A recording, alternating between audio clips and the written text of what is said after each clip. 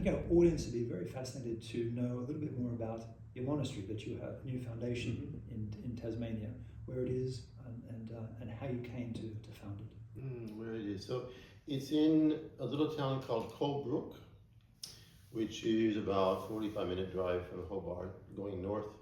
If you go up to Launceston, you can go right in front of it.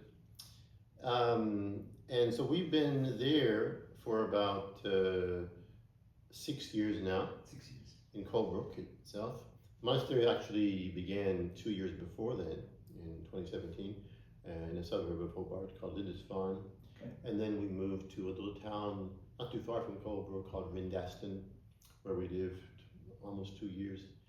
And before we were able to move into this property called Jerusalem Estate in Colebrook. It's a big, essentially sheep grazing farm that we are blessed to have, and that's where we are settled.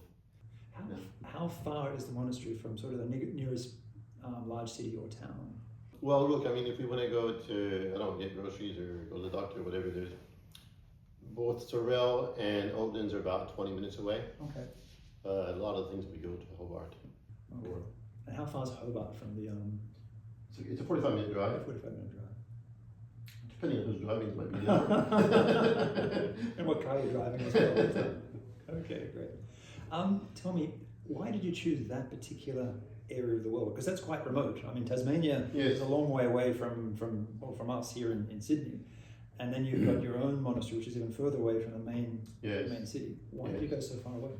So, well, the foundation was dependent upon a bishop.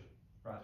That's why we ended up in Tasmania, because there were a few bishops who were interested in this monastery, but none of them showed us. All of them in Australia, sorry? Yeah, in Australia. So when it was decided that the monastery could begin, we had to find a bishop. Right. And in Australia, talking about a foundation in Australia. And so I went with the permission of my abbot, I went bishop hunting, if you will. And I found essentially 3 who were interested. But Archbishop Julian Porteous in Tasmania was by far he pushed the hardest. Yeah. He really wanted it to happen. So that's why I went to Tasmania. Now, Tasmania, of course, even though it's small compared to mainland Australia, is still pretty big. So why do we settle? I mean, I did a lot of searching around almost all the corners of the island, really, different properties and so forth. But we ended up in Colebrook. The main reason was that in the first years we were granted the use of St. Patrick's Church in Colebrook that had been recently restored. It's a beautiful Pugin church of the 19th century that is not being used anymore as a parish church, and so we were able to use it for several years. And it was that fact that led us to looking around in that area, and there was this big sheep property that was for sale at the time, so Providence allowed us to get it, and that's why we're there. Okay, so part of the story is divine providence, not so much a plan as to go to Tasmania. No, that's exactly, Providence guided the whole thing.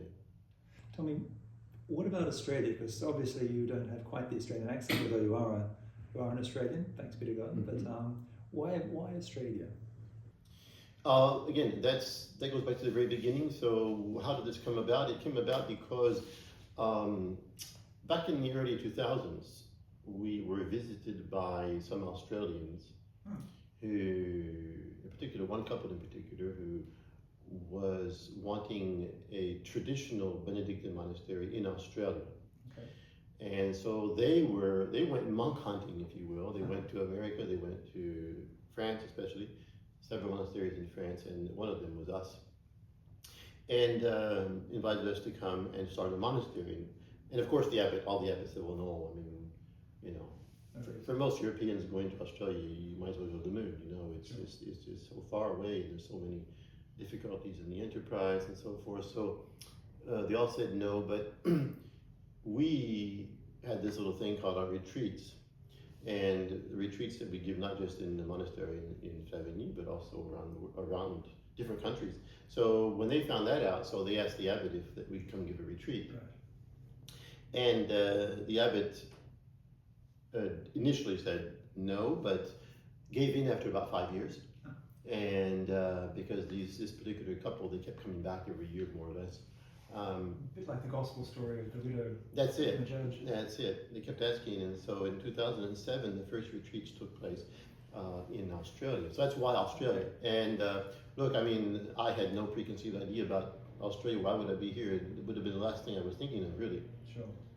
But it was this initiative of this couple and a few other Australians whom I got to know very well over the years, and who turned my thoughts in that direction. And the retreat started, and the retreats were booming. I mean, that's they were lots. We'd come every other year for these retreats To Australia.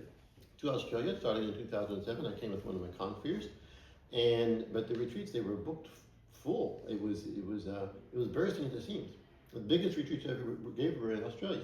Okay. I remember one in particular, there were 49 men on this retreat. Wow. Yeah, it was incredible. So that, of course, there were some young men who made those retreats, and I could see clearly there were some vocations. That's why the thoughts started going in that direction.